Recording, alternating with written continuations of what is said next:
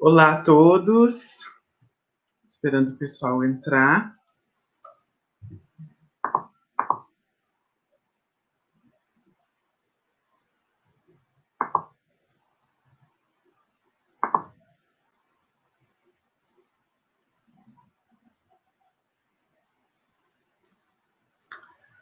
Nós teremos hoje a apresentação do aluno Matheus Neves, escritor, né, para o Sarau.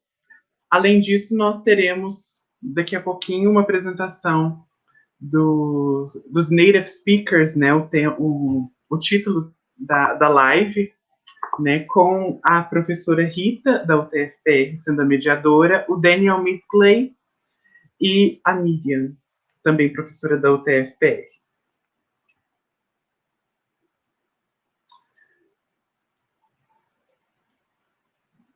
Então, vamos começar com o Sarau.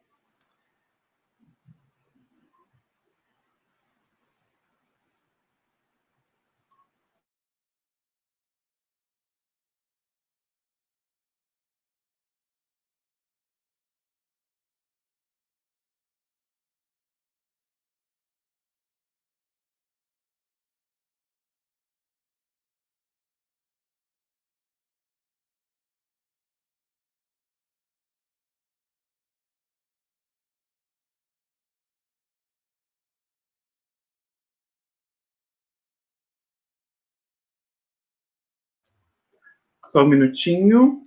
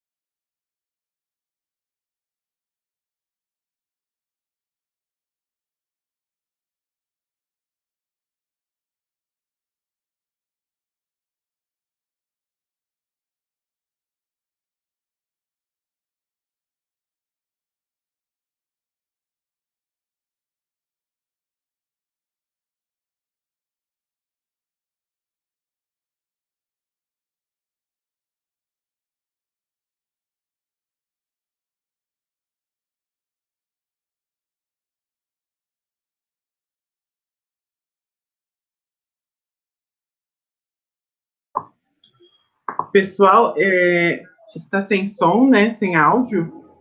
Só um momento que nós vamos ajeitar isso. Obrigado pela compreensão. Agora vai dar certo.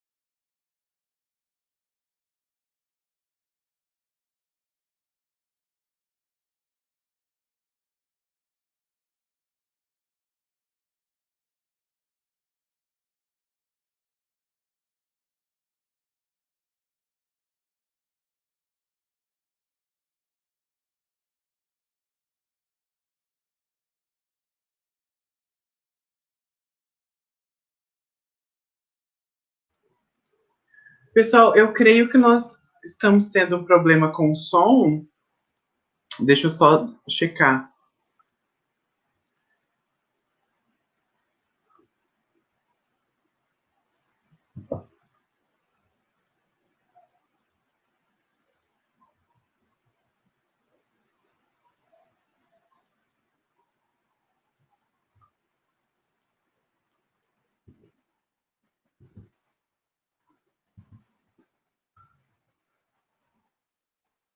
Só um momento, pessoal.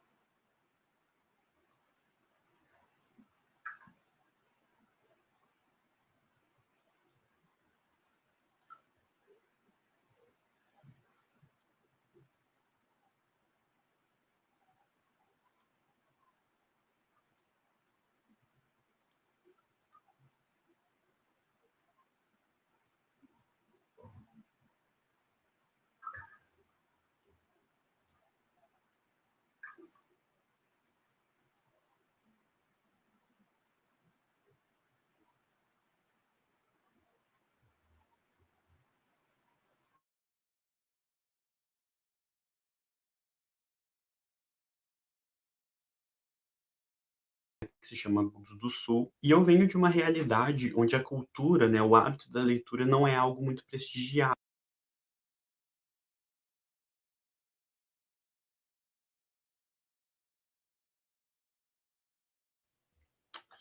Olá, pessoal que está acompanhando a Semana de Letras aqui da UTFPR. Eu sou o Matheus, sou autor e eu estou aqui a convite do Dalete para falar um pouco sobre a minha trajetória, de como que eu me tornei autor, sobre as minhas obras, a diversidade dentro dos meus livros e qual é a mensagem que eu quero passar para o mundo. Bom, eu nasci em 2000 numa cidade aqui do interior do Paraná que se chama do Sul, e eu venho de uma realidade onde a cultura, né, o hábito da leitura não é algo muito prestigiado, mas justamente pelo contrário, né? Se você visse ali um aluno lendo, ele era considerado ou estranho ou muito inteligente, ou as duas coisas. Tanto que isso me lembra que quando eu comecei a ter o hábito da leitura, que já era ali aos 15 anos de idade, né, eu não tinha lido livros antes disso, eu já tinha escrito livros, mas eu ainda não tinha lido livros, causou um estranhamento muito grande na minha família, principalmente na minha avó.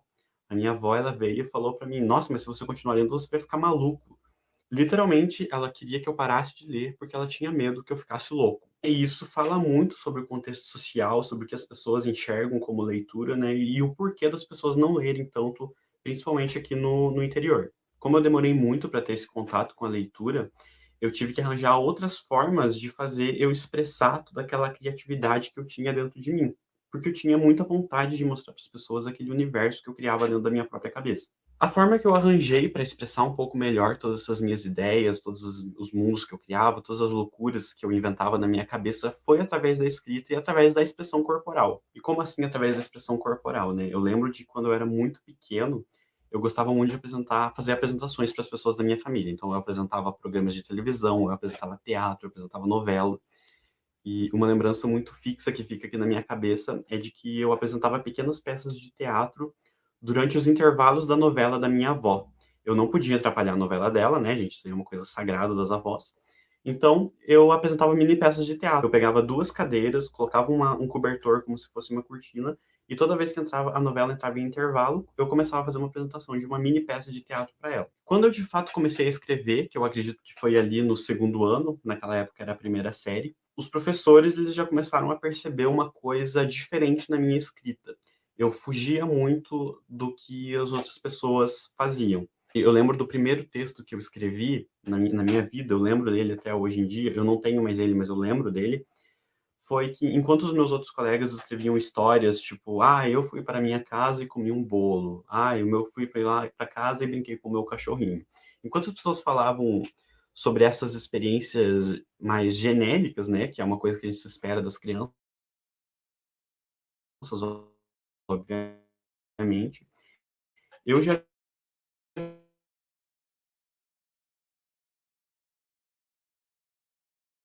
maionese, eu criei uma história de uma família que foi viajar de navio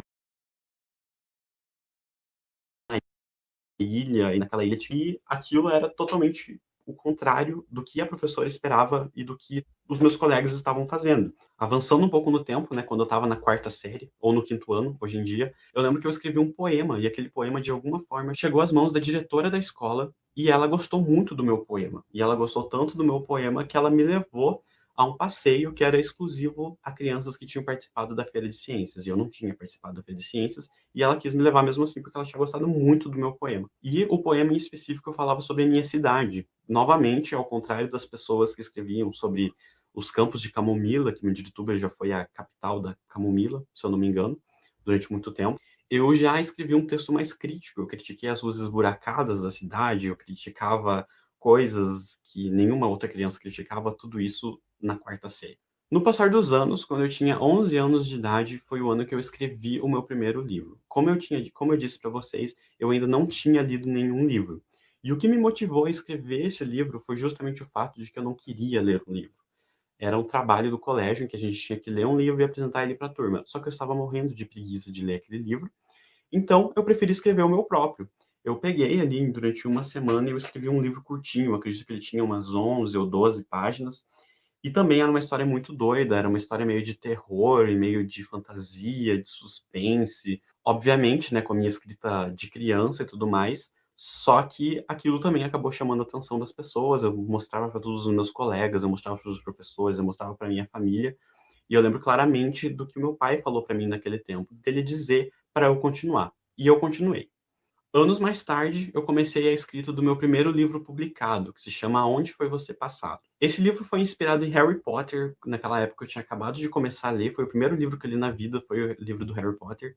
E eu estava completamente obcecado por aquele mundo, então eu resolvi escrever uma fantasia também, com feiticeiras, com florestas. O livro basicamente narrava a história de Nathan, que era um adolescente que vivia num orfanato junto com seus amigos, e que ele queria ir atrás de novas aventuras, ele queria conhecer os pais dele, ele queria ver como que era o mundo fora daquelas quatro paredes. Então ele acaba fugindo do orfanato junto com seus amigos, e eles são sequestrados por feiticeiras, e aos poucos ali a história vai desenrolando qual que era o passado dele, o que aconteceu na história dele.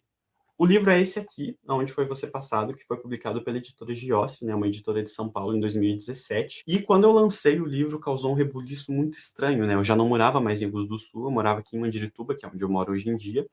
E aquilo causou um estranhamento muito grande nas pessoas, chamou muita atenção das pessoas, porque parecia que era um bicho de sete cabeças, era uma pessoa da nossa cidade que escreveu um livro. Isso é uma coisa muito estranha. Aqui em Mandirituba já tinha um outro escritor que ficou famoso com seus escritos há um tempo atrás, mas mesmo assim a minha escrita acabou se tornando uma novidade. Como muitas pessoas sabem, né, mas se você não sabe, eu estou te dizendo agora, publicar um livro é uma coisa muito cara. E naquela época eu não tinha a mínima condição de publicar um livro, porque a editora me cobrou praticamente R$ 6.000 para publicar o meu livro. Então, tipo assim, era um valor muito fora da minha realidade. Daí o que aconteceu? Primeiro, eu fali praticamente o meu pai. E depois eu consegui um financiamento coletivo de alguns professores do colégio que eu estudava, de alguns políticos da prefeitura que também me ajudaram. E no fundo eu consegui chegar à publicação oficial de Onde Foi Você Passado, o meu primeiro livro. Desde então, né, obviamente, eu não parei com a escrita até eu chegar à publicação do meu segundo livro, que é o Não Acorde-me pela Manhã. Não Acorde-me pela Manhã foi publicado esse ano, em agosto, pela editora Flive, que é uma editora lá do Rio Grande do Sul, e é, com certeza, um dos trabalhos mais importantes que eu já desenvolvi durante toda a minha vida, porque ela significa muito para mim no quesito de representatividade, do desabafo que eu queria dar ao mundo sobre muitas coisas que eu estava sentindo enquanto eu escrevia ele. Foi um livro que durou aí 3 anos para eu escrever até chegar à publicação de fato. Então eu comecei a escrever quando eu ainda estava lá no ensino médio. E esse livro é uma autoficção. Se você que está assistindo talvez não tenha contato ainda com a autoficção, a autoficção é basicamente um gênero literário que vai misturar a autobiografia com a ficção. As discussões em torno da autoficção, elas pressupõem que a autobiografia e a ficção nunca se desvincularam uma da outra, elas sempre andaram de mãos dadas. Até mesmo os textos biográficos e os autobiográficos, de certa forma, eles têm uma influência da memória. A nossa memória, ela não permanece intacta para sempre. Então é impossível que tudo que esteja no livro de autobiografia seja verdade, porque existem muitos detalhes, muitos acontecimentos que a gente esquece, ou algumas coisas que a gente não quer que as pessoas saibam e a gente vai omitir.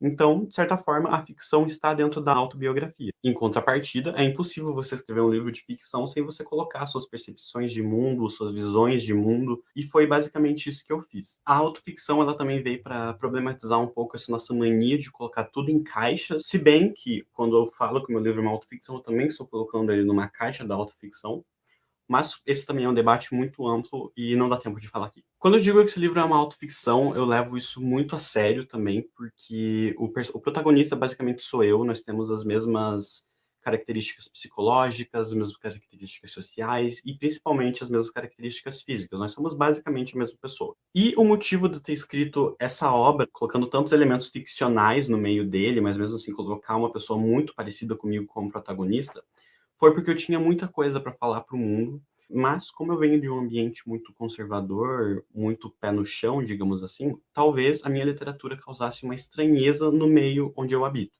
E para bater de frente com isso, eu resolvi colocar uma outra pessoa para falar isso. E o protagonista do meu livro, ele é caracterizado principalmente por ter problemas psiquiátricos que ainda são desconhecidos pela medicina. E por que eu coloquei esses problemas psicológicos nele, sendo que tudo que eu tenho para falar é uma coisa que eu realmente quero e não uma coisa que uma pessoa com problemas psiquiátricos falaria? A verdade é que todo mundo encara o Anthony, que é o protagonista do meu livro, como uma pessoa louca. E o motivo de eu ter colocado ele como protagonista, e mesmo assim ele ter opiniões tão fortes, tão certeiras, tão sensíveis, foi porque, caso causasse um estranhamento das pessoas que estão à minha volta e elas viessem questionar, nossa, mas por que você pôs isso daqui? De quem que você está falando aqui? Você está falando de nós? Você está falando de mim? Você está falando de você mesmo? Eu podia falar, não, gente, calma, ele é um personagem fictício, ele é louco, ele não bate bem da cabeça, não precisa se preocupar, isso aí é só coisa da imaginação dele. Não é uma coisa muito legal, não é uma coisa muito honesta, mas eu sempre defendi que é mais fácil ser você mesmo quando você está na voz de uma pessoa que é considerada louca, né? Você consegue se sentir melhor, você consegue se sentir mais confortável, porque supostamente ninguém julgaria uma pessoa que é considerada louca. E eu levei a autoficção tão a sério que eu coloquei fotos dos meus familiares aqui dentro.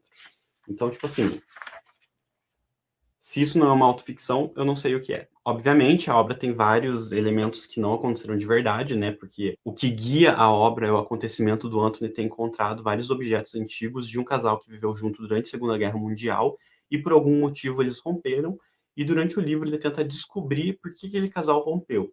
E ele faz isso porque ele encontra um propósito maior em estar vivo. É mais fácil viver a vida de outras pessoas do que viver a dele mesmo. Então, nesse sentido, eu fiz esse acontecimento guiar e nas entrelinhas eu vou colocando um pouco de mim, um pouco da minha família, um pouco das minhas vivências dentro da história do Anto. Eu sempre defendi o Não Acorde-me pela Manhã como um livro excêntrico, porque ele quebra muitos padrões, ele quebra muitos estigmas da sociedade, tanto que, se você aí, estudantes de letras, antes de vocês me julguem, o erro de português que tem no título é proposital, e caso você não tenha identificado o erro, né, não caberia esse acorde-me aqui, teria que ser me acorde, por causa da colocação pronominal. Mas mesmo assim eu prefiro deixar com esse erro de português, porque o livro todo tem um conceito excêntrico, tem um conceito de fugir às regras, e é por isso que eu resolvi não mudar nada e deixar ele com erro de português mesmo assim. Alguns dos assuntos que eu debato sempre quando eu falo sobre Não Acorde-me pela Manhã é que pessoas que têm problemas como depressão e ansiedade são muito mal representadas pela ficção no geral, seja em literatura, seja em filmes, seja em séries, porque existe uma hiperromantização e uma hiperglamorização desses acontecimentos. Então, se você vai assistir uma série da Netflix, nossa, é super descolado você ser uma pessoa viciada em drogas. É super descolado o alcoolismo, é super descolado você ter uma depressão, é super bonito você se matar por causa de alguém. Então, eu sempre problematizo isso e eu resolvi trazer um retrato sincero do que é uma pessoa que já passou por esses problemas, que é o meu caso, de uma visão mais sincera e não aquela visão com aquele filtro de glamorização que muitas obras ficcionais acabam trazendo pra gente. Além disso, né, a nossa ficção, ela falha muito no quesito de representatividade de pessoas negras, já que o tema de hoje a gente já falou aqui sobre a literatura e a representatividade, eu acho importante mencionar isso também. Pessoas negras geralmente são vistas como bandidos ou como escravos pela literatura. É só para isso que chamam atores negros, praticamente, para atuar em novelas. E isso era algo que sempre me incomodou, porque eu não me via naquela posição. Eu não era bandido, não era escravo, então por que eu sou representado dessa forma? Então eu resolvi colocar como protagonista do meu livro uma pessoa negra, uma pessoa que não é hétero.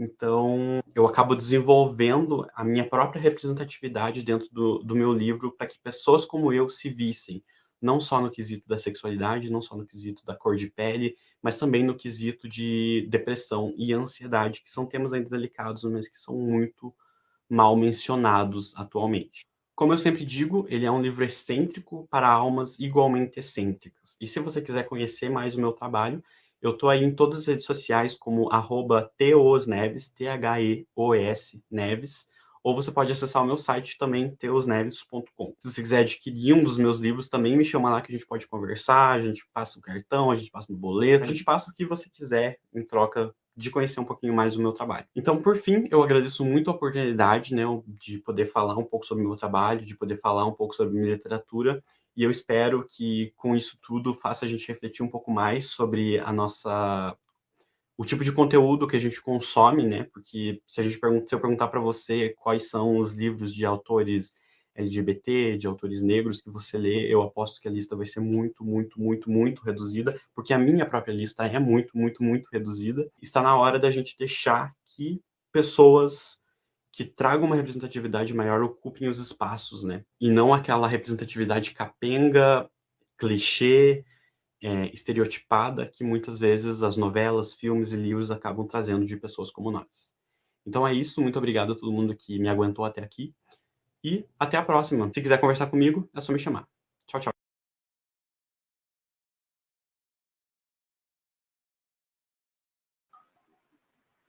O Matheus foi incrível, pessoal, ele pré-gravou a apresentação dele no Sarau. E, para quem não sabe, né, o Matheus só tem 19 anos e ele é acadêmico de letras portuguesa aqui na UTF-PR.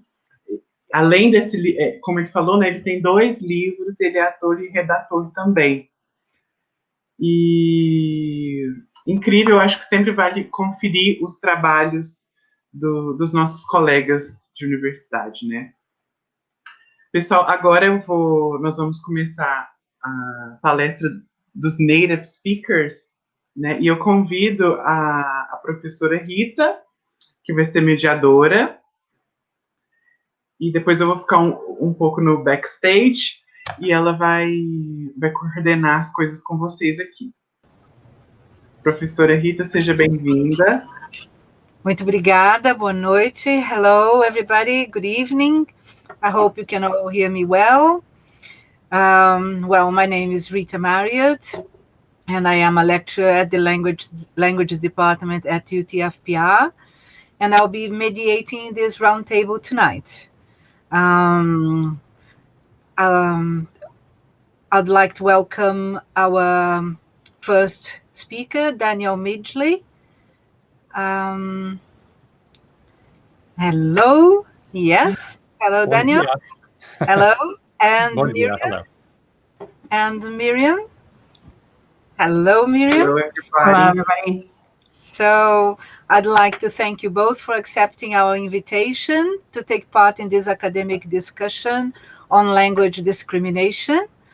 So first, I will be introducing briefly each one of you.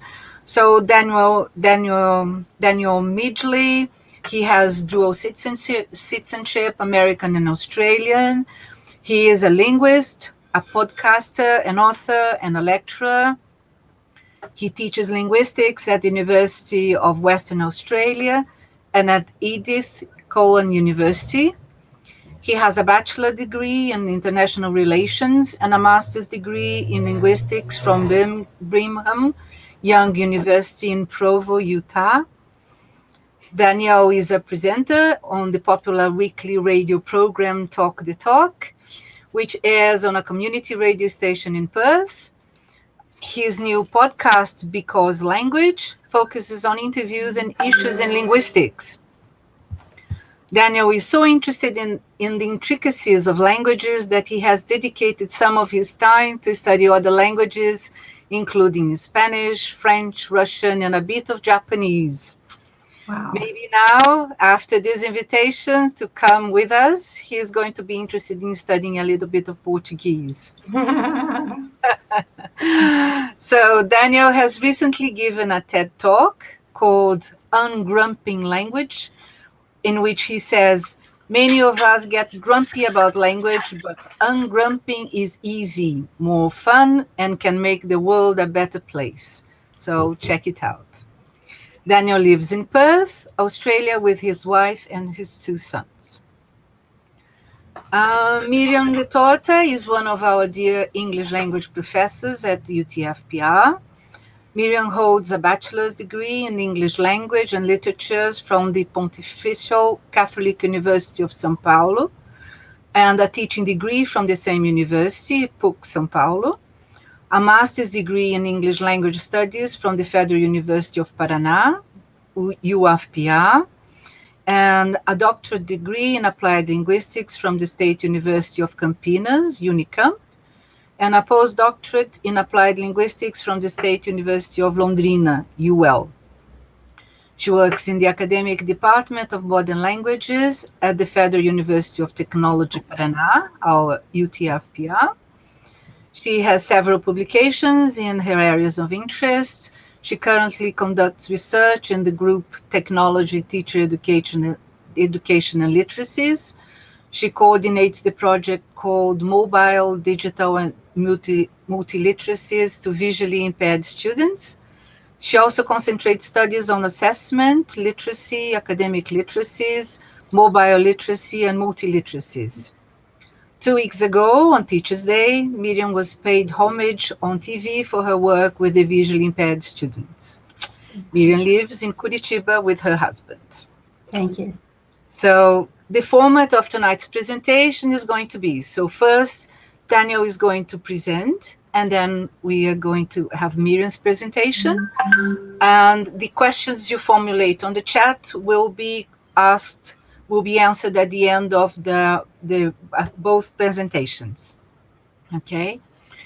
So, language mediates the negotiation of meaning amongst individuals, and language discrimination, our topic today, is a very interesting and important topic for English language teachers and pre-service teachers. So let's kickstart our talks this evening. So I'd like to invite David to start our discussion with his presentation. Thank you. Muito obrigado. My name's Daniel. I'm very grateful to be here. Thank you for having me, especially as an English speaker when I do not speak Portuguese. And so I'm very mindful that I am speaking a language that may be not many people's first language. So I'm going to take it at a pace that I think will work. Let me just share these slides here. There we go. Moving over, and that. Hope you can see that okay. Now, just a little about me. I am a linguist, a writer. I have a podcast called Because Language, which is really fun. This latest episode, we talked to Kelly Wright, a sociolinguist, about white supremacy and how language serves to prop it up, serves to perpetuate white supremacy sometimes. Now, another thing that I do, and this is going to be kind of important, is I have a show on ABC Radio Perth. It's called The Speakeasy, and it is a talkback show. So I get to say things about language, but I also get to hear the comments and read the comments of other people. And sometimes people really let their language attitudes fly. They really don't hold back sometimes, especially when they hear what sounds like an American voice on Australian radio. For some reason, people are a little funny about that sometimes. My accent is a Pacific Northwest accent, which is the pin in the upper left. But then as I got a bit older, I went to university and I started speaking Rocky Mountain American English. And then I moved to Perth and started speaking Australian English, but you will notice that I do not sound Australian at all, which means that, once again, people sometimes have language attitudes. Now, here I am speaking in English at a Portuguese conference, and I think this is just one manifestation of something that I call language privilege. I have a lot of privilege as an English speaker. A lot of the work that's done in linguistics and that's done in science is geared toward me. It's done in English. About 95% of scientific research is in English. I talked about this with the author Michael Gordon in his book, Scientific Babel. I had him on for an episode and talked about why English is done so often. But it is, and in fact, when I patched into this conversation with our moderators, for a moment, everyone was speaking in Portuguese, and then what happens? I show up, and everyone switches to English. And I've seen this, I feel bad about this a little bit. In conference after conference, I approach a group of linguists, they're all maybe speaking German or Mandarin, and then they switch to English as soon as I show up. And I feel like saying, I do speak other languages, just not yours. But I noticed this when I was teaching a group of Chinese academics. They were speakers of Mandarin. They wanted to do better at English writing. And I realized, as an English speaker, all I have to do is speak the language that I know pretty well, and then do my research. But for these academics, they had to not only do their research, but they also had to take part of their time to be able to do it in English. And I'm sure that most of you will understand what I'm talking about. This is a huge chunk of your time that you have to put in and that I simply do not. And this gives me an immense advantage. This gives English researchers, English-speaking researchers, an immense advantage. It's difficult to know how to overcome this, except one proposal that I like is that English speakers, native English speakers, can take some of their time and help edit the work or give feedback on the work from researchers who are still learning English. This asymmetry of expectation happens online as well. For example, in this graphic, the non-English speaker online often says something like, "I am awfully sorry at the terrible state of my English abilities. As for the English language is not my mother tongue. I hope you forgive me for every foolish mistake I make." And then the native English speaker types back, "Lol, it okay." And I've seen this kind of conversation happen over and over again. There really is a difference in expectations, and English learners, especially online, are far more capable in English than we give them credit for. So let me just back up and give some notes here about language and identity. Language stands in for a lot of things. Language is a proxy for things like race, for things like gender and age. You speak differently to different social groups that you belong to. And of course, national origin is one that I'm very aware of, being in Australia. So all of these factors and some more besides can show up in language discrimination, because when a group of people is disesteemed, when they are stigmatized, then their language is going to be stigmatized as well. So for example, I hear a lot of complaints about words. Why do people use these words? And it's things like, well, if you've never heard these words, that's okay. Words like bay and lit and turnt.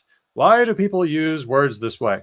And they think that they're complaining about words, but where do these words come from? These words were popularized by the African American community. And so when they are disesteemed, their language gets disesteemed too, even though people might not realize. They think they're complaining about language, but they're really complaining about the people. More on this a little later. Now, many of you have maybe been English teachers or plan to be English teachers. And my job at Edith Cowan University was to teach and train English teachers. And over again, the feedback that I got was that teachers who are native speakers are celebrated. They're put in the promotional literature, especially if they are white. Whereas teachers who are maybe non-white or non-English speakers are not promoted as highly. And as one student told me, she was working in Arabic-speaking countries, and she said they hide us. They don't put us on the promotional literature. They don't promote us. And this is an unfair situation. This is a situation where well-trained teachers can be at a disadvantage simply because of the way they sound, or the way they look, or the variety of English that they speak. This cuts many different ways. Lots of schools want to have American English speakers, native speakers, or British English speakers. Australian English, maybe it's okay, not so much. But if it's one of the outer circle, then it can be very difficult. And this is an email from a student of mine. She said that it was okay for me to share this. So I'd just like to read her email. As you know, I am from Singapore, and I thus speak with a Singaporean accent. I am extremely self-conscious about my accent, having been told in the past that I have a weird accent. Okay, so there's your language ideology. It has caused me to be very shy when speaking to other people, especially to Australians. I have even been told by another ESL teacher that I wouldn't be able to work as an ESL teacher here because students want to learn English from an Australian teacher to learn the Australian accent. I was simply wondering if you have any tips and suggestions on how I can go about reducing, watch that word, reducing my accent or to pick up the Australian accent. Unfortunately, I am very accent deaf. I can understand a wide variety of English accents, but I can never tell the origin of the accent. My partner, get this, my partner constantly laughs at me for being unable to distinguish between British, Australian, and American accents, even though I don't have any trouble understanding any of them. Do you have any ideas how to help me, please? This hurts, right? This is a well-qualified student who is still having trouble, finds her variety, the variety of language that speaks to her identity, the one that she uses as a marker of herself, is being trashed. That's hard. What would you say to this student? Here's what I said. I feel kind of sad reading your email because it means you've had a lot of prejudice directed against you. And it's unfair that you've had this placed on you and been made to feel bad about the way you speak. Part of my life's work is highlighting examples of this kind of linguistic prejudice and making the point to people that it's not okay. Seriously, if this were about discrimination based on skin color and someone said, could you please not be so Asian, black, fill in the blank, we would say, get bent, you bigot. But when it's about language, which is a proxy for race, social class, national origin, and lots of other stuff, we say, gee, I better fix the way I talk. Please, don't internalize the discrimination that people are putting on you. The way you talk is awesome. But while everyone's waiting for the message to get around, you still face prejudice because of your accent, and you think maybe some accommodation is in order because people are racist pricks. My advice, if you have a hard time with accents, as you say, then vocal training won't make you sound Australian, but it might make you sound ridiculous. But what are the markers of the Singaporean accent? Are there one or two things that you can tone down? Try to identify what those things are. But, like I say, don't succumb, don't give in. Be your awesome self. That includes your language. Now, she said it helped a bit, and she wanted to be able to change herself, and I think changing yourself doesn't really work because it's not about the language. More on that in a bit. So we often see in the ESL industry, I'm focusing a lot on ESL because it's got problems. Accentism is a real problem. This was an ad that I found this morning in Perth, accent reduction training. I hate the word reduction. What reduction implies is that some people have a lot of accent, a big accent, and some people have no accent, like me, right? What does the person with no accent look like, right? And then by going to these people, you can make your accent smaller until, you can pass as somebody who doesn't have one. This is wrong. Nobody has a big accent or a small accent. Everybody has an accent. Everybody speaks with an accent. You don't reduce your accent. You just choose a different one, right?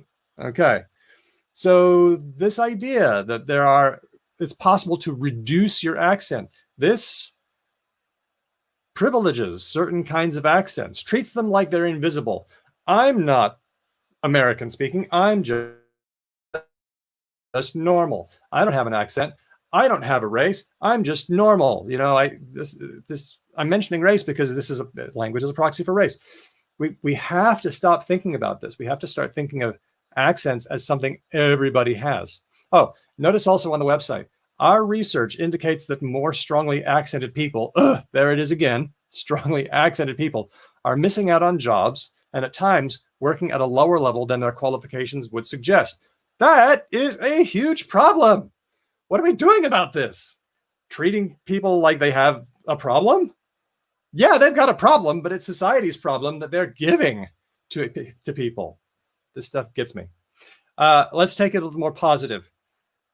Every once in a while, you will see in the news, sexiest accents. What are the sexiest accents? Here's one. Scottish men and Spanish women have the world's sexiest accents, survey reveals. Now, why do we think that accents are sexy? It used to be in English, in the English-speaking world, French accents were thought of as sexy, and then, like, I don't know, other accents were thought of as not sexy. Now, then you started to see Irish accents being sexy, and now Scottish accents being sexy. Notice for 86% of the women, the Scottish accent was deemed sexiest, while 88% of men found a Spanish accent irresistible. But check this out. Despite rating the Spanish accent highly, a measly 31% of men found a Mexican accent sexy on a woman, making it the second least attractive accent. I think that is so telling because it's not about the way the language sounds. Both people are speaking Spanish, right? But it's not about the language. It's not about the way the language sounds. It's about the people. If people had negative accents or negative attitudes about Mexican people, then that's going to show up in this way. And even though they're speaking the same language, because it's not about the language, it's about the people. Let's move on from accent and talk about gender. So in the English-speaking world, there seems to be two things that are happening, and it seems to be driven by young women, even though a lot of people are doing this now. One is uptalking. In English, we use question intonation for questions. We use an upward intonation. Are you going to the shops? But a lot of people are using question style intonation on every utterance, even when they're not questions. So I was talking to Fred the other day, and he said something kind of weird. That's uptalk, terminal rising. So that's one thing that's happening. Another thing that's happening is something called vocal fry. And this is something that especially young women are doing. They're doing it with the end of a sentence. It's using a bit of creaky voice at the end of a sentence, just dropping down into a lower range. And they seem to be doing it for social reasons. It seems to be one of those things that groups of young women are doing to identify each other and to show that they belong to the same social group. Now, young women are starting these trends, or they started it a long time ago, and now they're filtering through to everybody else. But what that means is that because many people harbor internal misogyny, this is this is showing up in disesteeming the language, especially uptalking and vocal fry. For example, 5 years ago, the author, Naomi Wolf, did an article in The Guardian. Young women, give up the vocal fry and reclaim your strong female voice. And she writes, many devoted professors, employers who wish to move young women up the ranks, and business owners who just want to evaluate personnel on merit flinch over the speech patterns of today's young women. Because of their run-on sentences, I can't tell in a meeting when these young women have said what they have to say, confided one law partner. And Naomi Wolf had good intentions. Stop using these patterns because they make you seem weak. Well, why do they make you seem weak? Men do this too, but they don't get criticized when they do it. What this is doing is a form of language policing. And there was another article in The Guardian later by Erin Riley. Naomi Wolf misses the point about vocal fry. It's just an excuse not to listen to women. Riley says, vocal fry is not a problem. It is merely another excuse to dismiss, ignore, and marginalize women's voices, both literally and figuratively. And it's just the latest in a long history of finding excuses not to listen to what women especially young women, say. Once again, it's not about the language, it's about the people. Let me move on now to Australia, because this is an area where we see a lot of language discrimination, especially where it pertains to the First Nations people, the Indigenous people, what we call Aboriginal people. When the Europeans first arrived in Australia, there were loads of Australian languages around. What you see here is a map of the general areas of the different Australian languages. Nowadays, we have lost a lot of those languages. There's only about 20 or 30 that would be considered healthy, and the rest we sometimes say are dormant or sleeping. There is a huge effort to document languages before they disappear. But saying disappear is a little bit loaded, a little bit political, because languages don't disappear. Oh, look, the language, it disappeared. Nobody did anything. No, languages do not disappear. They must be killed, and it takes decades to do this, which is exactly what European settlers did. Australian Aboriginal culture is the oldest culture in the world. It goes back 60,000 years, and the settlers moved in to break it up. They stole children away from families, broke them up, made sure that people moved around, split up language communities, and this led to massive language death and loss. And when this happens, then we start seeing bad outcomes. We start seeing bad health outcomes. And in fact, when Australian Aboriginal people are using their language, and this has been documented not just in Australia a number of times, but also in Canada and the USA, when Indigenous or Aboriginal people are learning and using their languages, they have better health outcomes. They have less cardiovascular disease. They have less diabetes, less drug abuse and alcohol abuse, less suicide. Now, a lot of this is traveling with other factors. But I think of language diversity not just as a linguistic issue, but as a public health issue. Now, moving a little bit forward, there was a thing in Australia called the White Australia Policy. It was intended to keep white people coming to Australia and non-white people out.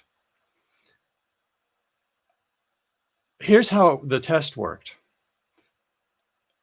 What would happen is you would be given a passage to write down in English, 50 words, and if you did it, you would pass, but if you're white. If you're not white and you passed, then the test giver could give you the same test again in a different European language until you failed. And many, many people failed the language test because it wasn't about language, it was about skin color and national origin. English has been used as an exclusionary tool. And this was in my lifetime. The White Australia policy officially ended around 1966, 1967. So this was going on when I was born. And it's still happening a little bit today. This is Alan Tudge, a member of Parliament, who's been trying to start this again, start a language test for citizenship. A couple of years ago, the idea was that you had to get to level 6 IELTS, which is hard. I think I'm at level 6 IELTS. It is impossible to get to level 6 in the time. Like in Australia, you might get some help with classes, but it's a couple of years. It is impossible to get to level 6 in a couple of years. And the reason we know that is because nobody ever does it. And you got 3 tries. And if you didn't make it in 3 tries, you couldn't have citizenship. You were blocked forever. They were trying this. Now they're trying something different. They didn't pass. They didn't do it. But this guy is still trying. Now he says the Australian government is trying to help people make a reasonable effort. You have to make a reasonable effort in order to get not just citizenship, but a partner visa and pass a test. Now, there are people who will do well at this, and there are people who will not do well. The people who will do well are the ones who come from a country where English is going on. There's a lot of English happening, and it's easy to, people have probably been learning English for a long time in school. And then there's a second group where English is kind of going on. It's possible to learn English, but there's not a great history with English, and English is just one language out of many. That second group will not do so well. Would you like to guess the skin color of group 1 versus group 2? This is the White Australia policy all over again, and we need to resist it vigorously. Staying in Australia for a moment, there's a town called Strathfield, Australia, which is very diverse. This photo that you see is a look at how the town looks. You can see that there's a bit of Korean going on. There's English. But the Strathfield City Council made a proposal, and here it is. All signage is to be displayed in the English language with a direct or near direct translation into another language using smaller letters or characters, which must not exceed more than 30% of the overall size of the English language text. How about that, huh?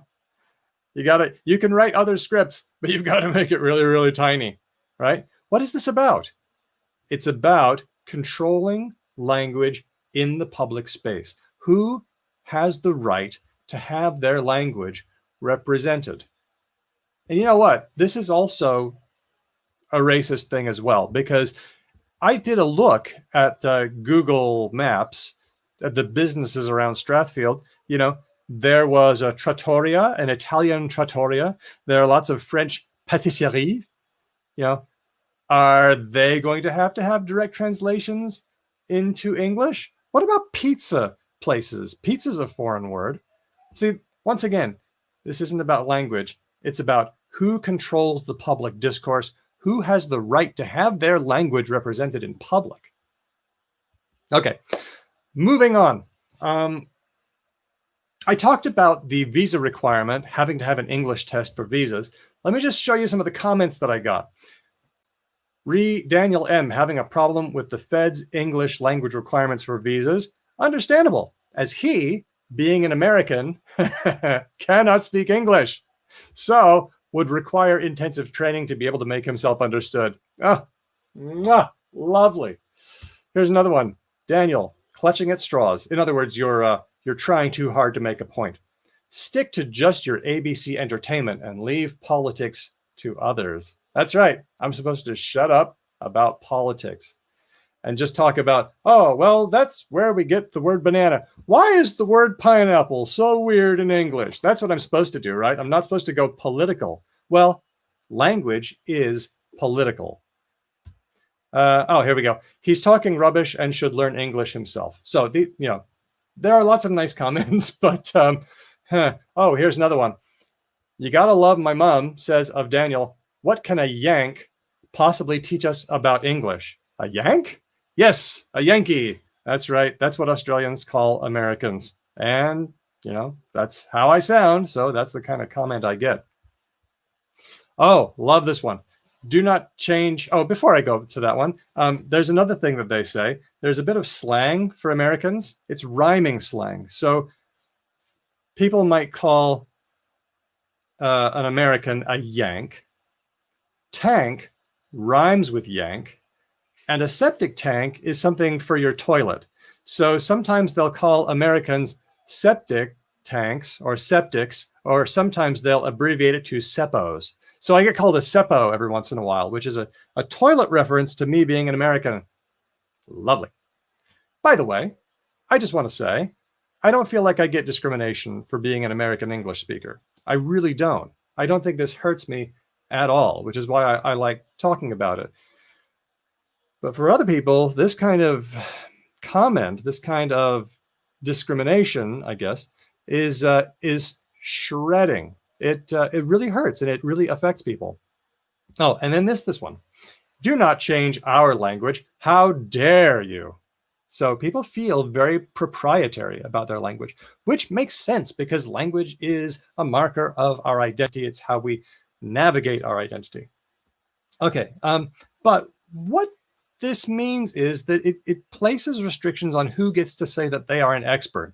When an Australian English speaker listens to me on the radio and hears my voice and says, well, what does he know about Australian English? Why does he think that he's an expert? When you teach a language class or when you do a show about language or when you tell someone about language, you are making a claim to expertise. Who gets to have a claim to expertise? Who gets to call themselves an expert? Who gets to call themselves an English teacher? Is it about studying really hard and being really skilled in English? No, for many people, it's about how you sound. Who gets to talk on the radio about English? For a lot of people, it's about how you sound. Australia is a multilingual country. What do I want to get to? I feel like I'm running out of time, so I'm going to keep it going. In the United States, it's also an issue with African American English. John Rickford, the brilliant linguist at Stanford, has pointed out that prejudice toward African American varieties can result in unfair rulings. And in the link there, he talks about the Trayvon Martin case, where there was a juror, Rachel Jean Tell, a speaker of African American English, who was dismissed and belittled because she spoke African American English. It's a different way of speaking English. It has its own rules, but because Black people are disesteemed in the USA, then African American English is unfortunately disesteemed. It's a valid variety. Like all kinds of English, it is rule governed. For example, it has a habitual be, an aspectual be. It uses be. So for example, you might encounter this sentence in African American English, who be eating cookies? Which isn't grammatical in standard English, but it is in African American English, and it has a different meaning. It doesn't mean who is eating cookies. It means a habit. Who has the habit of eating cookies? So, for example, this is an experiment done with children. You've got Cookie Monster in a bed, and Cookie Monster is not eating cookies, but if you watch Sesame Street, the program, you will know that Cookie Monster loves eating cookies. It is his habit. It's a habit that he has. Next, you've got Elmo eating cookies. Then you've got Ernie, and you've got a cat. Now, if you ask children who is eating cookies, they will correctly say Elmo is eating cookies, the red one. He is eating cookies. But if you ask who be eating cookies, all the white kids who speak standardized English will say who be eating, I guess Elmo is eating cookies. But in African American English, who be eating cookies refers to the habit, even if you're not doing it now. So all the African American kids, all the Black kids will say, well, Cookie Monster be eating cookies because that's his habit. So this is a rule in African American English. It is valid, it is regular, and it is non-random. But it does differ from the way that standardized English speakers speak and suffer. And African American speakers will suffer discrimination for this. Okay, keeping it moving. Another area of language and language discrimination is pronouns. This is something that's happening in the English-speaking world right now. Sometimes if someone is trans or if someone is non-binary, that is to say, they don't really feel strongly like they are a male person or a female person, or maybe they're a bit gender fluid, sometimes they reflect this by using they or something else as a pronoun for themselves. So for example, we had a show with Cedar Brown, a non-binary person, and whenever I referred to Cedar, I used they. So, Cedar is a researcher. They are studying pronouns, they are studying linguistics. Sometimes people don't like this because people feel, is strictly plural, that it shouldn't be used for one person. But people have been using singular they for one person for hundreds of years. Oh, somebody came to the door, but I didn't see who they were. Or somebody left their keys on the table. This is very much accepted. But for some reason, people feel like using this for non-binary people isn't okay. And this is a marker of prejudice as well. All right. So why is this going on? We've taken a look at lots of cases where language discrimination or language attitudes or harmful language ideologies come into play in society, in history, in politics, in grammar. Why is this happening? I want to emphasize that while some people really are terrible people, very often people aren't. They have the language attitudes they have because they want the same things that everybody wants. People want to feel safe and secure. People want to be understood. People want to have access to communication. They want to make sure that the way they talk is represented in the world. Funny thing is, sometimes we're not a part of every social group. There was a discussion, one person texted into the ABC saying, why does everybody talk so badly? Why does everybody write so badly? When I go on Facebook, sometimes I can't understand the messages. And I just told that person on the radio, I said, well, maybe you're not meant to understand. Maybe that message isn't for you. Maybe you're not part of the audience. Maybe you're not part of the social group. And people hate that, especially when they are accustomed to having access. They want access, and they demand that other people communicate on their terms. Sometimes it's because they're a jerk, but sometimes it's because they just want normal things. And sometimes it's because people have a lot of unexamined language ideologies. A lot of ideas about language that they think just must be true because they've always thought that, but which maybe, if you looked at it a little bit, you'd find that it wasn't true. All right, so what do we do? Usually we approach this in two ways, and especially as language teachers, we approach this in two ways. Some language attitudes exist. Those language attitudes can make you disadvantaged, or you may suffer discrimination. So one solution is to work on the people who are being discriminated against, help them avoid discrimination by modifying their behavior. So we help students to have an accent that is a little more, sounds more like me, or sounds more like an Australian, or sounds more like a British speaker. Well, in the hopes that we can get them to pass, like my Singaporean student was trying to do. I don't think this works, because if you could speak English just like me, you might still suffer discrimination, because it's not about language. It's never about language. It's always about the person. If they don't get you on language, they will get you on something else, because it's not about language, and it never was. The other way of doing it is to reduce bias and discrimination by educating the public about harmful language ideologies. And this is the approach that I take, by talking about discrimination and pointing out that if we are really inclusive, we have a lot of work to do in our heads. I often use the analogy of the knife attacker. If somebody with a knife is hiding and they're going to attack someone, what do?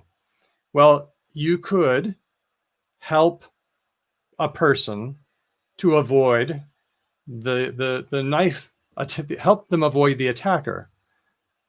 Well, if that happens, then the attacker is still there. The attacker will attack somebody else, but you got away. I think the better solution is to get the attacker, to get them to stop attacking people. And so when I talk about language discrimination, I try to work on highlighting the injustice in society, which a lot of people hate because change is hard and they don't want to examine their unexamined language ideologies. And then they say stuff like, why don't you go back to talking about pineapples? Or why don't you go back to talking about, the funny stuff, right? The entertaining stuff. Well, this is one way in which society needs to change. This is one way where I need to change. I have unexamined language attitudes. We're never going to get there. But by talking about it and by highlighting the problems of language discrimination, at least we have a shot. So thank you. Muito obrigado. And we'll take questions at the end.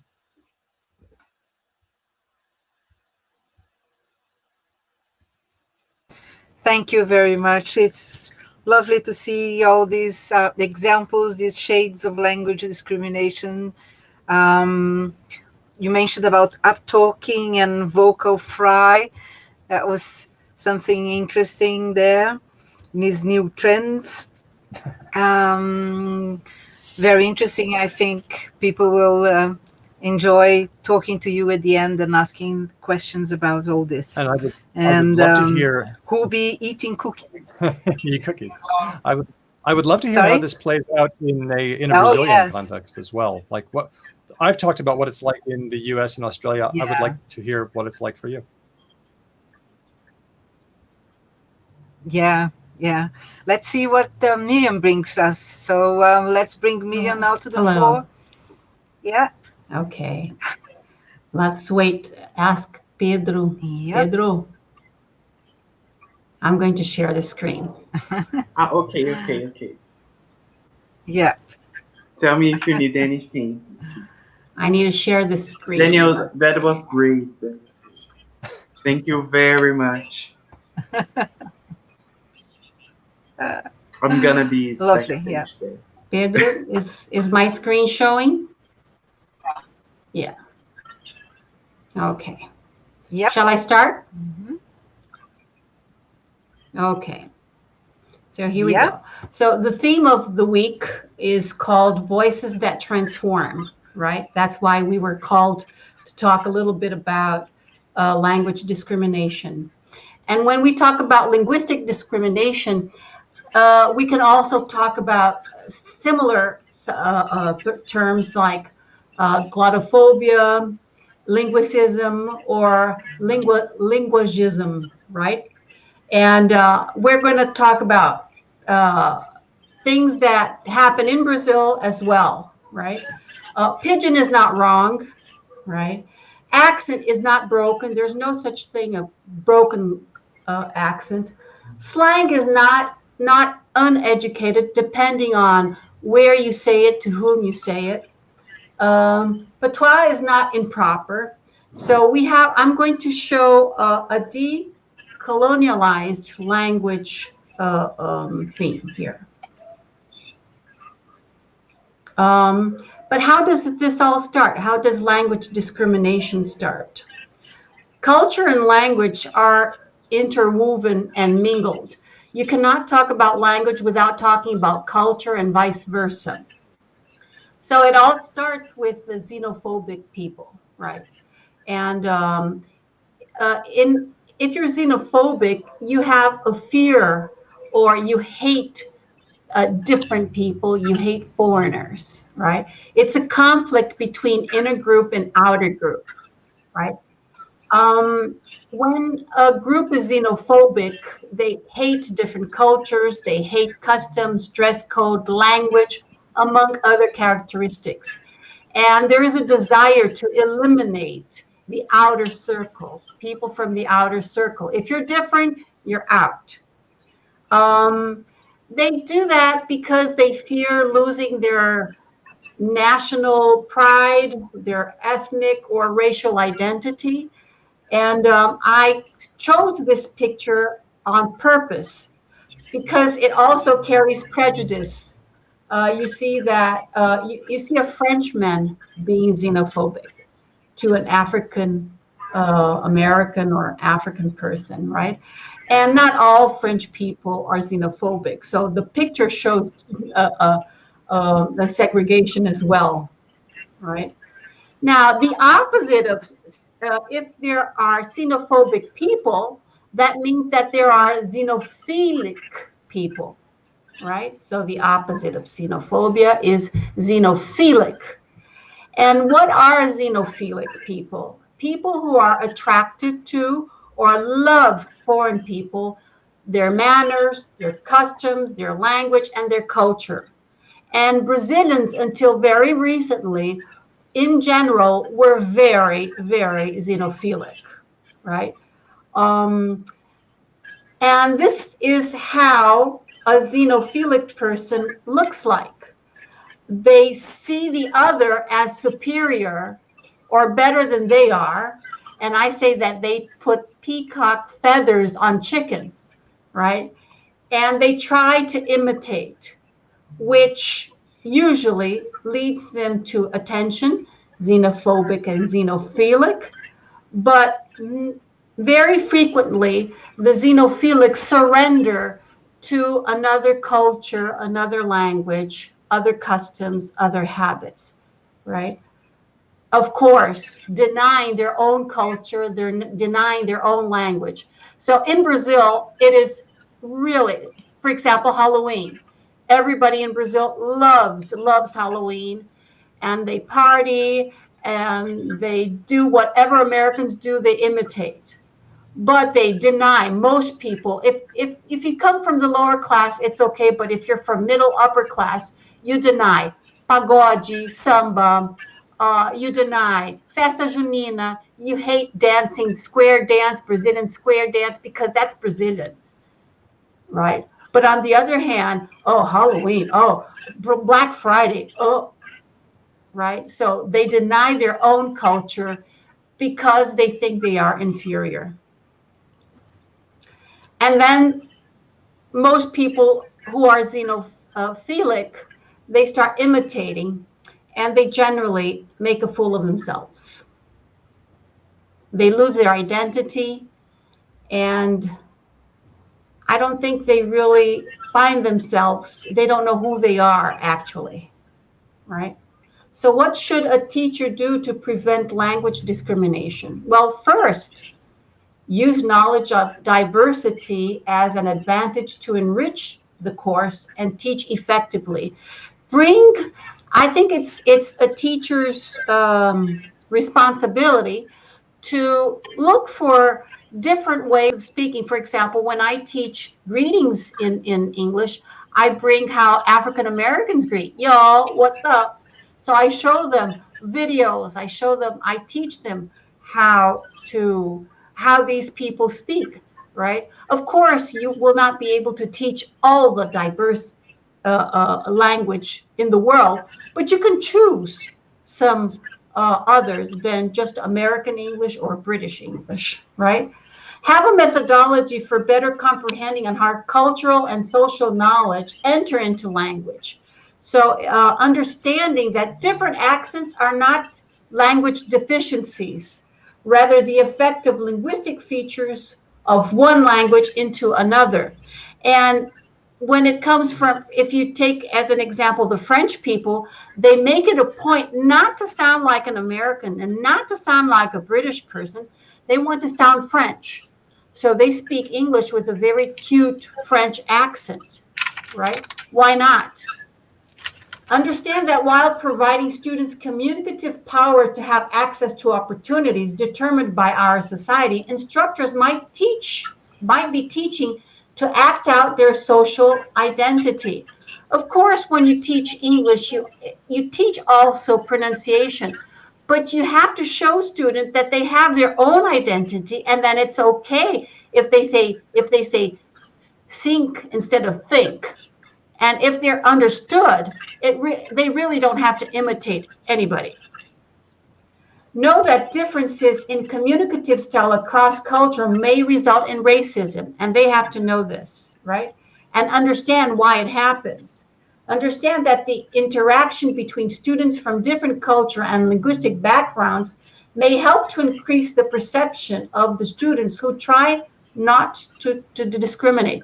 So young people out there, the more you talk about it, the more you make it a point to speak English with a nice Brazilian Portuguese accent and interact with people, people will start getting more used to it, and then thinking about tolerance and understanding the other. Consider that cross-cultural communication involves different frames and schemata during the interaction. Be aware that students may not have the same perception and understanding of the same context situation. Focus on inter-ethnic communication. Keep a shared agenda, including responsibilities of teacher and students regarding communication, awareness, autonomy, assertiveness, and have common goals. And it's very interesting if you have foreign students in the classroom, very interesting to have them talk about their own culture. We've been having very pleasant surprise in Brazil because we've had a lot of immigration from Syria, from the Middle East, and from Haiti. And it's been very, very interesting to hear what they have to say, to hear about their culture, to hear about their habits. And we have been demystifying a lot of things that Brazilians thought about them. And vice versa. They had a different view of Brazilians. So this interaction among students has been very interesting. Work together to solve problems across linguistic and cultural boundaries. Know the extreme interactional identities and that may result in discrimination and by a gatekeeper, and show how, depending on how you talk, you won't be able to be approved. For example, in my book about evaluation, there is a part that I talk about in the United States, in New York, where the immigrants used to ship in the early 1907, 1905. They had to take an English test, and if they failed, they were classified as feeble-minded. Imagine, I'm Italian descendant. So guess why my family came to Brazil and not to the United States, right? So, and until today, I'm aware that in most countries, I was an immigrant in the United States. So you really have to know the language, the proficiency level they acquire for you to become a permanent resident. You should also have in mind and avoid, especially if you have foreign students in your classroom, isolation, which is pretty common.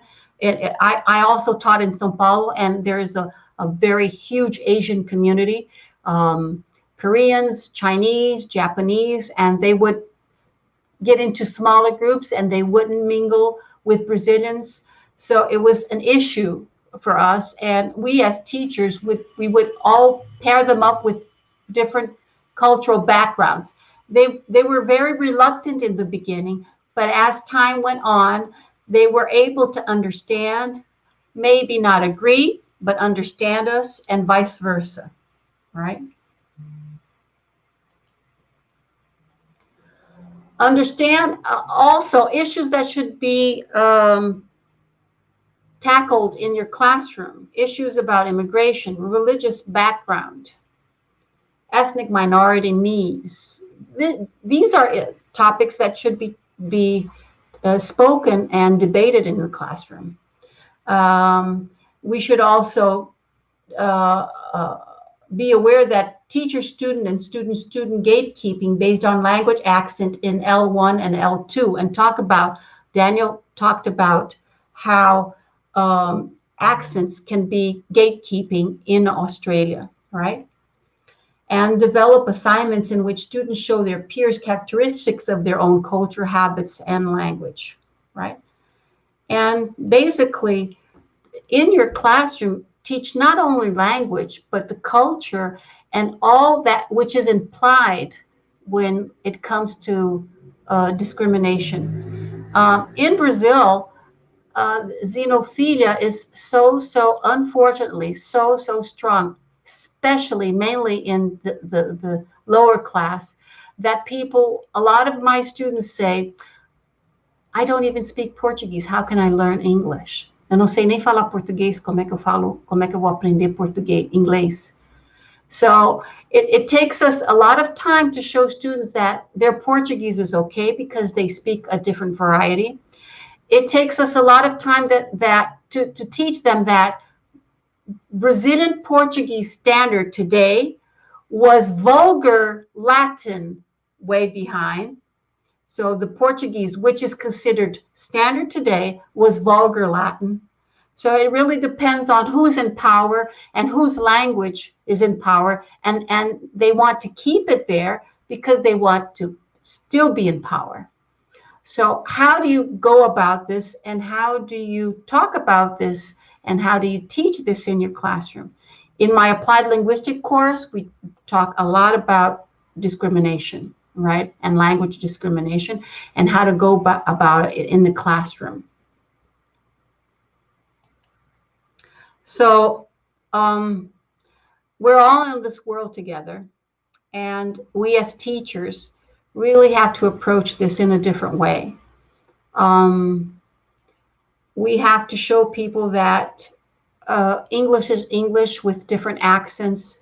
And it's interesting that most Brazilians tell me that they understand foreigners speaking English better than native speakers, right? And that's pretty revealing, because that shows that it really doesn't matter if you have a native-like accent, right? What matters is that we communicate. What matters is that we interrelate, we share, and we grow as people together, all right? My talk is smaller than Daniel's, and I think that's it. Thank you. Thank you very much, Miriam. That was really great. All this new nomenclature. How do you say xenophilia? Xenophobia. How do you say it, Daniel? Yeah, no, that's what I would do too. Yeah, and there's ideas on how to prevent discrimination. This all set up. Yeah, that was really great. I don't know if we have any questions now.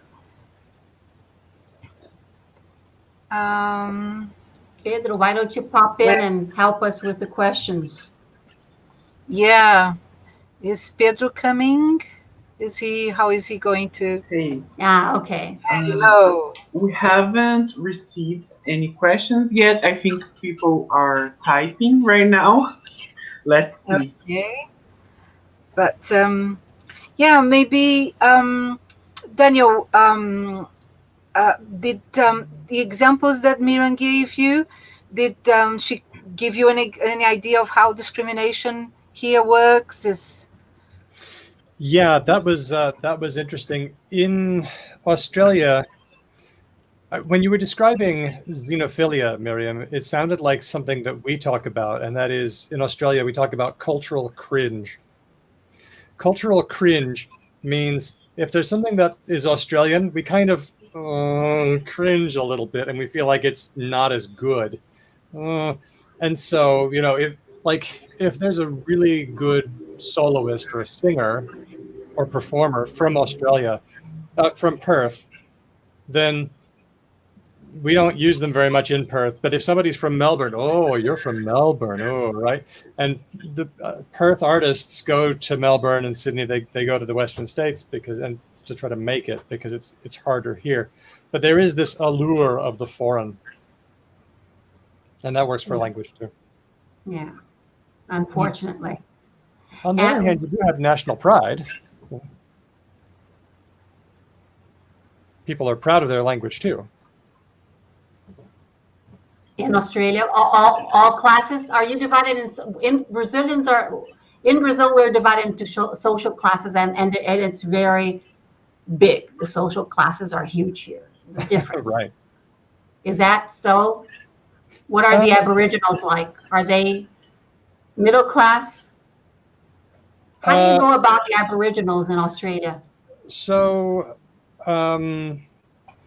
in general, Australian mainstream culture is it's kind of split into three groups. You've got the, and this goes for accent as well.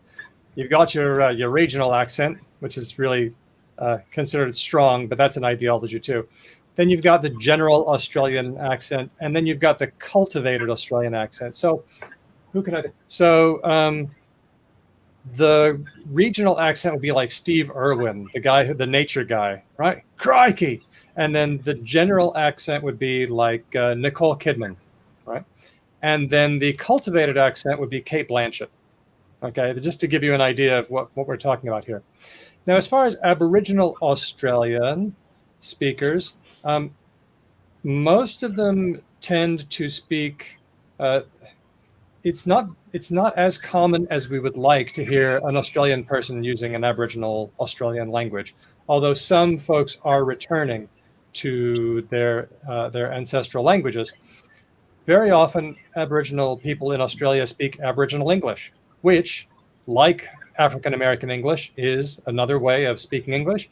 It uses words from Aboriginal languages. It's what they use to moderate their identity, and so that's definitely, there's a lot of that going on as well. It's like a translingua. It really is. Mm-hmm. It really is. Mm-hmm. What I'm happy about young Brazilians now, they're in a wave of changing and taking pride of being who they are. So, and that's in general in Brazil, and which has been changing our customs tremendously. Many people going back to Brazilian funk. They started off with American funk, but no. Now we have Brazilian funk, right? Awesome. Yeah. And coming back to our origins now. So that's been a very positive change in Brazil. Questions about gender, you can be whoever you want to be. Of course, there is prejudice, but not as much as in Europe. Like I travel a lot, so so things have been changing. But in school, we have been talking and having students take pride of what we are, who we are, with our customs, with our language. And if you travel a lot, I was shocked because I was in Peru some years ago and I went back and all the young kids wear American clothes. They don't wear their clothes anymore, their colorful clothes anymore. And you go anywhere in the world now, all the young people they just quit being who they were. So I think it's about time for people to start thinking and changing and looking for their origin again. Right. Okay. I guess we have a question. Yeah? Yeah. Mm-hmm. For Dan. Gabriel asks Daniel what he thinks about the use of neutral pronouns in Portuguese, because in our language, Portuguese, there is no they, them. Oh, okay. So now my question, Gabriel, if you don't mind me sort of returning this to you, what's going on is there any language trends that you have noticed with the LGBT community, like with gay people or trans people or non-binary people? Is there anything that you've noticed? Because I really would like to know more about this, because this is interesting. And maybe I'll put that to, while Gabriel is perhaps typing. Type, yeah. Gabriel, digita aí pro Pedro. Eros também digita. Eros, no, Fernando. No they, them? You mean like no singular they? Surely there's plural third person. We've got another elas. question. But it's either male or female. Eles, elas. Right. Okay. Yeah. And Ah, while we're thinking, can I just ask, is there any move toward a gender neutral they? And is it well accepted? by the young people? Yes. Awesome. Awesome. Yes. I wanted to type. I don't know where to type here because I'm on my cell phone here. They usually write, for example, todos at the end, because what marks gender is A or EO. EO is male, A is female, right? Okay. So they either write an X instead of an A or an O, like Yeah. todos, the at. The at sign. Mhm. The at sign. All right. Okay. I've seen that in Spanish, but it's not very fashionable. The X is funny. Sometimes there's the letter E that's being used, like todes or something like that. But I don't know if that's happening in Portuguese. Probably not. No, E, because E can be male.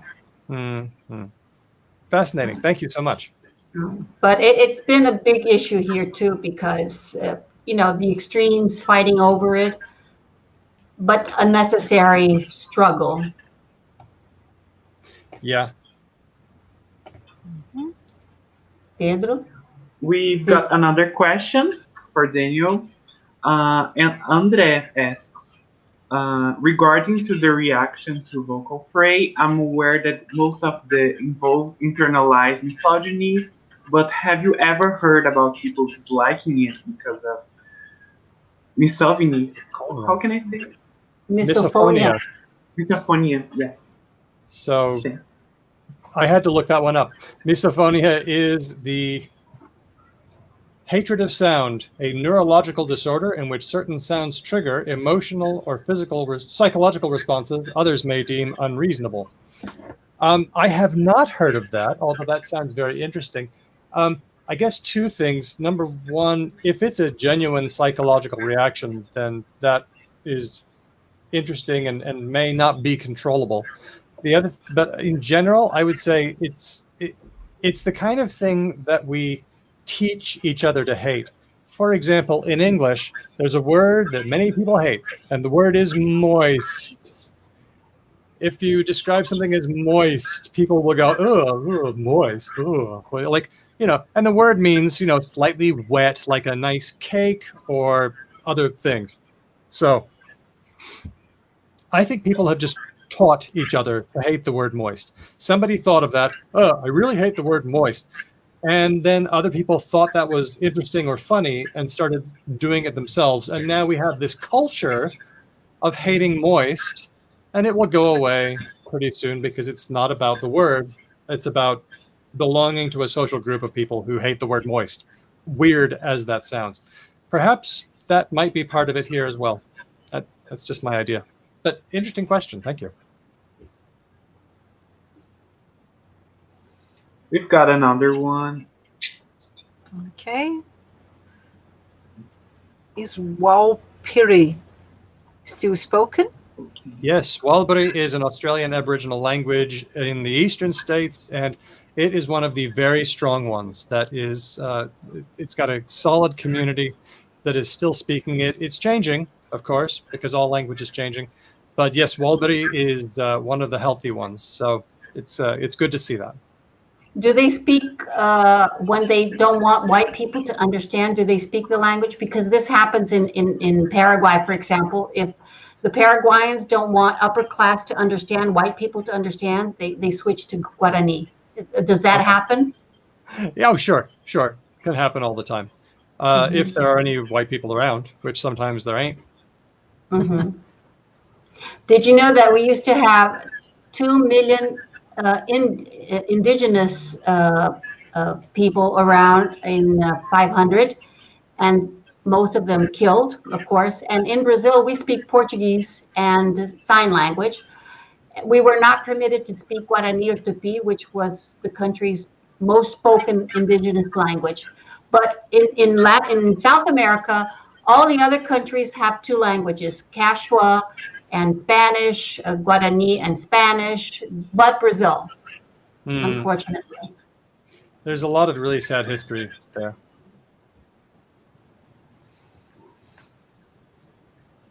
Okay. Yeah. Pedro, tem mais uma? No, we have just a comment here. Aaron, he is a huge fan. He's a huge fan. Just to show him. What time do you air it? Whenever I get it done. We're no longer on the radio. We're just podcast only, and so we do episodes just about every week, although we skip sometimes. Yes, I will be very happy to provide a link. This will be available later, won't it? Yeah. Yes, Yeah. yes. I'd love to promote this on our Facebook and Twitter. So we are Because Lang Pod on all platforms, and you can find us everywhere as Because Lang Pod. So yeah, we'd love to see you on Facebook and Twitter and Mastodon and YouTube and everywhere else. So what is it? So because Lang, I'll type it in the box here. Oh, thank you. Because Lang Pod. I'll just type it here.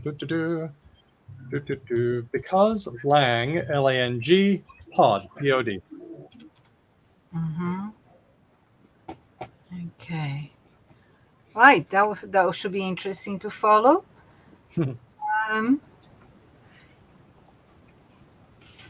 And thanks very much to Heron for thinking of me in connection with this gig. It's great to have you listening. We have more questions, actually. Wow, it's really coming. Good.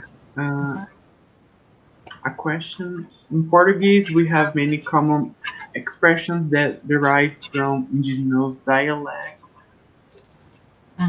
Okay. Does it happen with the Aboriginal dialects in Australia?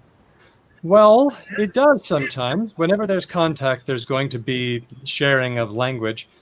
So, for example, you might see a couple of examples. One is Dardi. Dardi is a word that comes from Noongar. I am, by the way, right now on Noongar land. And so Dardi just means something's really cool. Oh, that's really Dardi. And another one that I'm hearing a little bit is Nyorn, which is a response that you can give to somebody, which sort of means, I know, or I'm acknowledging what you're saying. So somebody can say, it's hot today, and then the other person can say Nyorn. And that just means, yeah, it totally is. I'm hearing you. We also have, of course, lots of, it's also very domain specific, like there are tons of Australian Aboriginal words in the names of animals. So, you know, you look at quokkas and koalas and kangaroo. These all come from many different Australian languages. Lovely. Yeah. Yeah, we have a question for Miriam. Okay. Do you think we could try to revive these indigenous languages, like considering politics? Yeah, we would have to fight for it because we were forbidden to speak any indigenous language in 1727-29 by Marquês de Pombal because everybody was speaking the indigenous language and the Portuguese wanted to continue being the colonizers. So they forbid everybody to speak the language. So that would be awesome if we could at least learn the basics at school again. I tried. Nice. Thank you, Aaron Sato, for your question. Thank you. Yeah, this new trend of up talking and this vocal fry, Daniel, that was very interesting. Could you give us some more examples of that?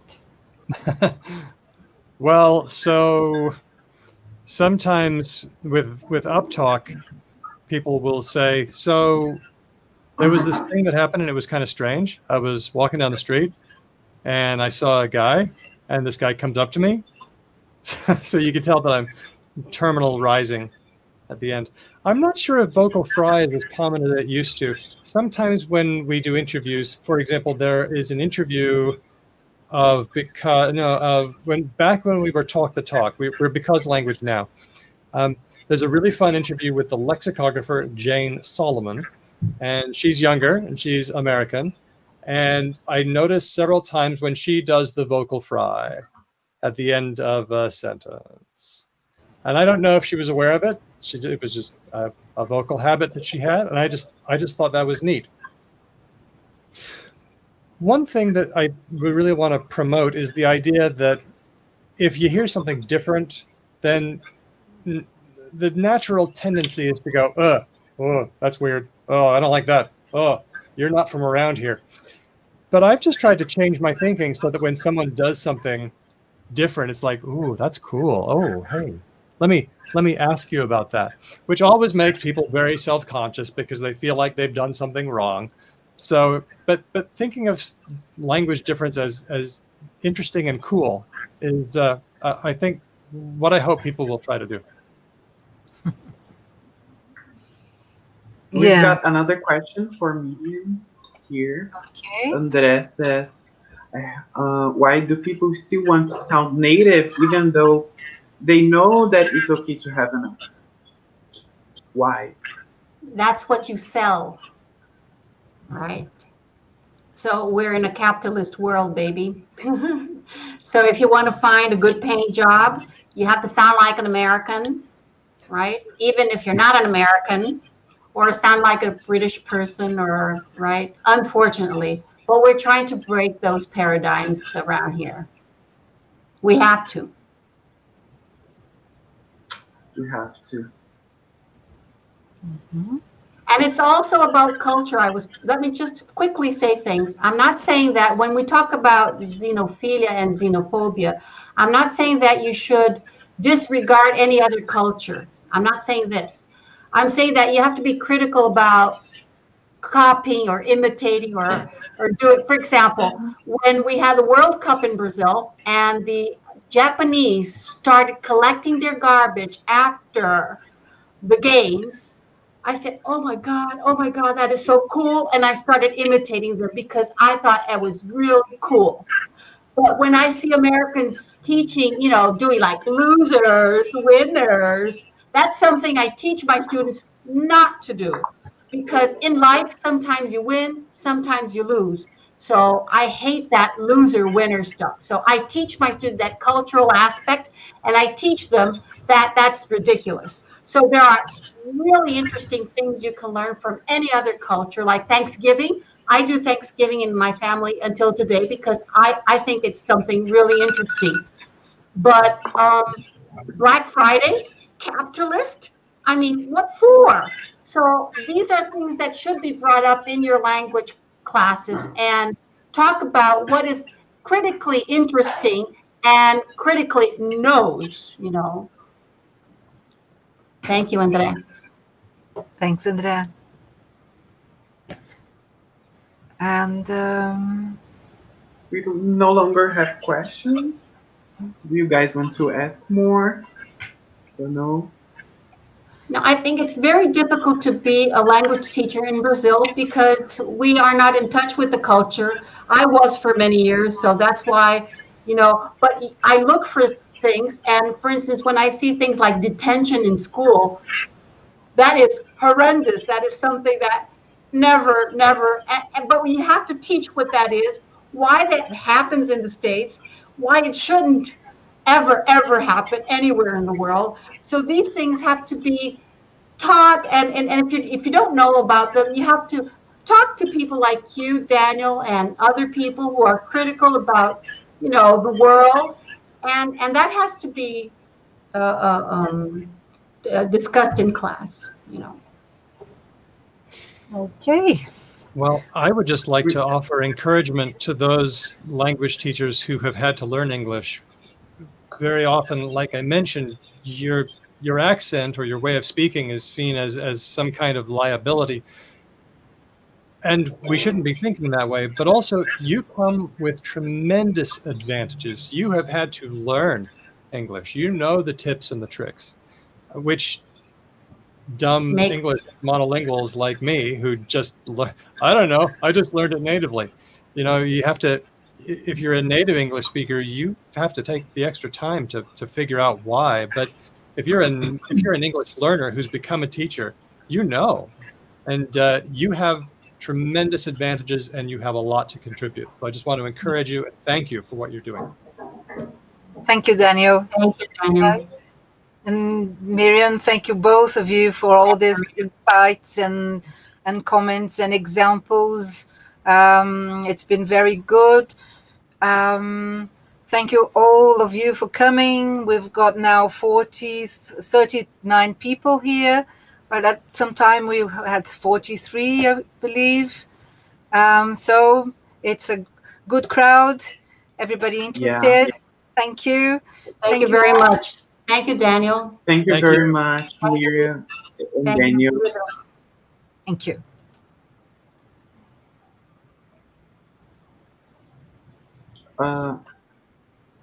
Actually, we have another question here. Do we still have time? I'm here. I'm up for it. Mhm. Okay, I think one question will do. One more question. Oh, from Anna. Okay. Okay, Miriam, do you relate xenophilia to Donray's idea of integrative motivation that indicates a person wants to be part of a group and that motivates learning? Let me see if I understand her question. I haven't read your thesis yet. I will soon. Into motivation. Well, first of all, in order to deconstruct this xenophilic attitude, you first have to look into yourself, into your people, into where you were born, and start understanding people and having empathy to the other, and start realizing who you really are. Because when you don't do that, you just imitate. When you don't know who you are, who your people are, you just imitate.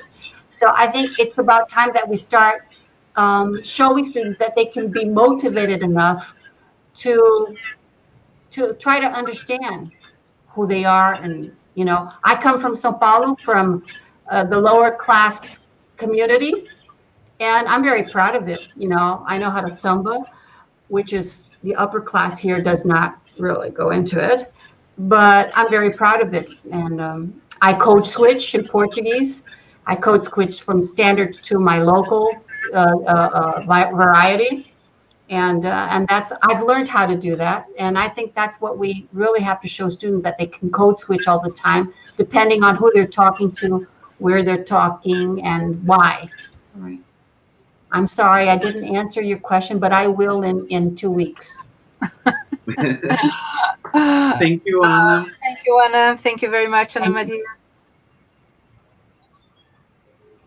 Okay, I am switching between two screens here to follow what's on the chat and coming back here. Yes, Anna, no problem. Okay, so I guess that's it. We're done. 1 minute to 10. Yeah. Thank you all for coming. Thank you very much for your participation, Daniel. Nice to have you here with us. 13 hours ahead, I think you are. 13 hours ahead. That's about right. Yeah. So it's coming up to 11 o'clock a.m. tomorrow. It's actually 9 a.m. tomorrow. Oh, 9. Okay. So so far, the future looks bright. Oh, 13 hours. Yeah. Okay. Okay. Thank you, Miriam. Thank you, Pedro, for organizing this. Thank you, guys. Thank you, Daniel. That was brilliant, Miriam. Thanks so much. Thank you. You know. Rita, thank you for accepting our invitation. Thank you. Thank you very much. Thank you. Thank you. Ciao, gente. So, guys, thank you for coming here. Muito obrigado. Bye. Thank you. Bye-bye. Thank you.